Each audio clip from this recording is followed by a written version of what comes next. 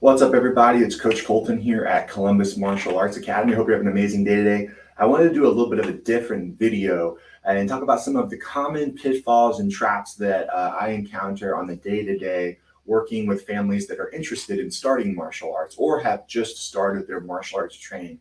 And this will actually be my 10th year teaching. We, on average, see about 20 to 30 new families per week that are interested in, having their child start martial arts. And time again, I hear some of the same things being said and some of the same kind of questions or kind of pro-con statements that I think are really important to tackle. So let's dive right in. The first one, for sure, beyond a shadow of a doubt, when we call a parent who's interested in classes and we ask them, why do you want your child, usually use the word Johnny to fill out in, why do you want Johnny to do martial arts? The parent says, what do you think? Put it down in the comments before I say pause the video right now.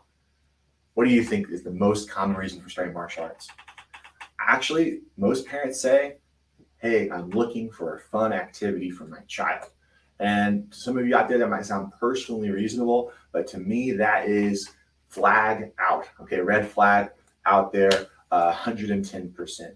And it has to do with the goals that you're setting for your child when you want them to start their martial arts training. If your goal is just to get them in a fun activity or you want them to have fun, there's too much competition out there. And martial arts, honestly, even as a martial arts coach, I'm a huge martial arts advocate, we're going to get beat. Okay, that's being honest. If you just want your child to have fun, buy them a video game, take them to the park. Okay, there's a lot of easier things to do for fun than martial arts training. Excuse me. The fact of the matter is, martial arts training can be very fun, but it's also a lot of hard work. And if you're just looking for fun, when it becomes time for your child to really work on themselves and develop those skills like focus and discipline and to practice for their belt tests and to make it to class, the time it takes for them to practice, working with them on those techniques, getting them to the practices, those are just some extra headaches for families that don't have specific important goals for their child. So when I hear a family just looking for a fun activity, to me as a martial arts coach, that is a huge red flag, and we need to either dig deep and find out what's the real reason or be honest with them and tell them, hey, if you're just looking for fun, martial arts is not it. All right. The second thing I hear from families sometimes that can become a really big red flag, and I resonate with this a lot because my family was the exact same way growing up. I started martial arts at the age of 12, and they told me the same thing. And that's, if you want to attend martial arts training, you have to have good grades at school. If you don't make good grades, no more going to martial arts, right? And again, it's one of those things that might sound like it makes perfect sense to do. Martial arts is this fun activity. It's a reward. And if the child isn't doing what they're supposed to do, we're going to take them out of the martial arts training. However, the majority of our families that enroll in our martial arts training, again, have specific goals in mind, specific things that they're coming to us for us to assist them in. It could be helping your child focus better at school. It could be their confidence level. They're getting bullied. They're not speaking up for themselves. It could be self-discipline. It could be any number of things, right? So if we're supposed to help a child with their focus or with their respect or one of these things, but then your number one thing you're doing to punish them when they're not doing a good job already is to take them out of martial arts, then how are we supposed to help them get better with those skills? It doesn't make sense. You already know they're lacking in this area. That's why we're starting the martial arts training. But then when they make a mistake, you're not taking them to class. It doesn't add up, right? Specifically with focus. And focus is huge because out of all of the pain points of all the different reasons that families could start martial arts, the different goals they have, focus is the most common one, okay? About 70% of families with kids between the ages of 5 to 12 are looking for assistance in their child's focus or discipline, which sometimes is very intertwined. And of those families we see each week, usually 2 to 4 of them are recommended to do martial arts by a psychologist or therapist that they're working with out there, because the research shows that martial arts does really help students who are struggling at home and at school with their focus. So if you start classes and your child makes a mistake, don't punish them by taking them out of classes or not letting them go that day.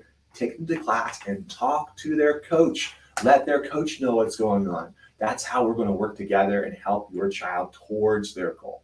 Okay. The third thing I hear often is, hey, it's not about fixing them. They're not bad. We just want them to get better at fill in the blank. Absolutely right. Parents, you should have no guilt, okay? We're not a car shop. We're not taking apart your child and reconfiguring them and fixing them. But to me, the martial arts mindset, the black belt mindset, black belt to me, and different people have different definitions of what they think a black belt is. A black belt is someone who understands that they're a human being and they're not perfect, and they're working every day at getting better. And that could be getting better at their punches, their kicking, their focus, their respect, their kindness, their patience. A black belt is someone who's always trying to become the best, right? They have that competitiveness with themselves to constantly see that improvement. So it's not about fixing something and I have this bad kid here who's no good and we're trying to transform him and shake up his whole life. Sometimes, rarely, parents will tell me, oh man, you're going to have your hands full with my kid. He's getting in trouble at school. He's punching and hitting. He needs a lot of work. But a lot of families feel like they're kind of, not a lot, but sometimes families feel like they're dissing their child or they're kind of talking down or bad about their kid because when they say that they want help with their focus or help with their confidence. It's nothing bad. That'd be the same as you admitting a problem about yourself or me admitting a problem about myself. But communication about it is the first step to take to start putting those building blocks together and seeing that improvement. So when you talk to your martial arts coach, don't feel guilty about that. Every single student here at our training center is trying to get better at something. What they're getting better at might be different. But if we had a student come in who is perfect from head to toe, we wouldn't even sign them up. We'd say, hey, we can't do anything for you, Chief. Okay, you are already top notch. The fourth thing I hear, a really big pitfall for a lot of parents, is I want them to enjoy the training slash, if it's not fun and they don't want to do it, I'm not going to force them to do it, or I can't force them to do it, or I don't feel comfortable forcing them to do, something they don't want to do. There's things in that ballpark, kind of lump those together on number 4 here. I understand where you're coming from, right? And I think a lot of us, a lot of the older generation, not the current generation of kids, but maybe a little older, have had parents force them to do something, whether it was baseball, football, science team, something that we didn't want to do. And maybe those memories of that aren't super pleasant in the moment in our mind. You remember back to your childhood and you go, oh man, I did not like baseball at all. My family, my dad forced me to do baseball and it stunk. And I don't want to do that to my child. Again, I get it. I completely understand. But the reasons that maybe your parent forced you to do that and your reasons for having this martial arts experience are totally different. In this other situation, 9 times out of 10, it's that the parent in the past was trying to live kind of vicariously through their child. Maybe they were a baseball ace back in their day and they want to, continue to see their kid go and kick butt at baseball, and that you have to go do baseball because I was a great baseball player, right? That's not what the situation is when it comes to the martial arts training. When your child goes to the martial arts training, again, it's because of the goals. It all ties back to the goals, all right? I seriously doubt, I'd put money on it if I was a betting man, that your parent didn't have you go through that experience because the goal was for you to become focused, confident, respectful, disciplined, etc. But with the martial arts training, because it's not just about fun, it's not just a sport, it's about that personal development sphere. Sometimes we're going to have to push that student out of their comfort zone. Sometimes we're going to have to put them through some rigorous training that may not be the most pleasant thing in the world. You think about some of the most gifted, talented, most prestigious, things you could do in life. It takes tough work. You think about, becoming a doctor, all the schooling, all the hours that's involved with that. And I'm sure there's times that those people, they don't want to be there. They don't want to do that. But when they make it to that experience, they become a doctor, right? Or I had a student talk to me about this yesterday, wanted to become a Navy SEAL and go through BUDS training and stuff.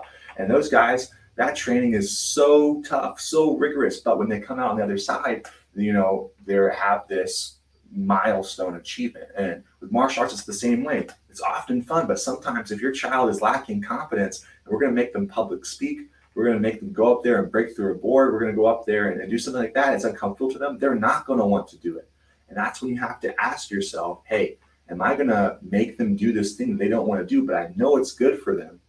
Or am I going to, out of fear of not wanting to, do what my parents did to me, not push them in this moment and allow them to continue to have that low confidence? So that is a very common pitfall in number 4, especially once the students get to the end of those beginner belts and the challenges really start.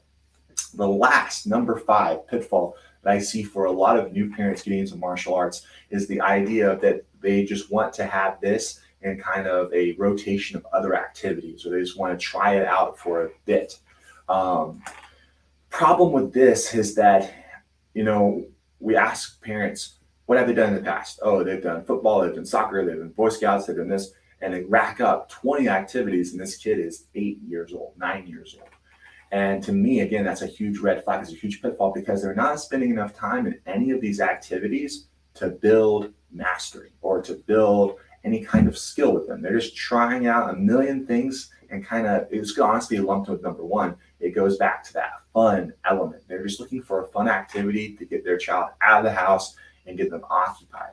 Again, if that's what you're looking for, get them a video game, take them to the park, buy them an ice cream, take them skate. Those things are going to be easier to do and a lot more enjoyable than martial arts in the long term. Martial arts has its fun. I love martial arts. This will be my 16th year training martial arts, I believe, and I still love it to this day. Every day I get on the mats, I'm super pumped to be there. But there are also times where it's extraordinarily tough and difficult. So if you just want them to try it out for a bit and see if they like it and then move on to the next thing, you're missing the biggest picture of martial arts training. And that's that it's going to take time for those changes to happen. That's also why we put a lot of weight on that black belt, right? Students who don't even train martial arts, kids who don't even train martial arts, they see Karate Kid, they see media out there, and they go, whoa, the black belt, that's the cool one. And a big part of that is the time, determination, sacrifice that those students take to work through those different belts and make it, Our black belts here, if you pass everything the first time, which has never happened, the first time, the earliest you can get it, I believe, is right about 2.5 years. Most students, it's going to take about 3.5 years to get. So watch out for those 5 pitfalls. New parents out there, if you're watching this video, if you're scrolling through our social media right now, if you're on our website and you're checking out martial arts and you're thinking about it, be aware of those traps, okay? If you need to listen to them again, I highly, highly encourage you to rewind and watch this video. Hope you're having an amazing day. Have a good one. We're going to see you on the mat soon. Bye, everybody.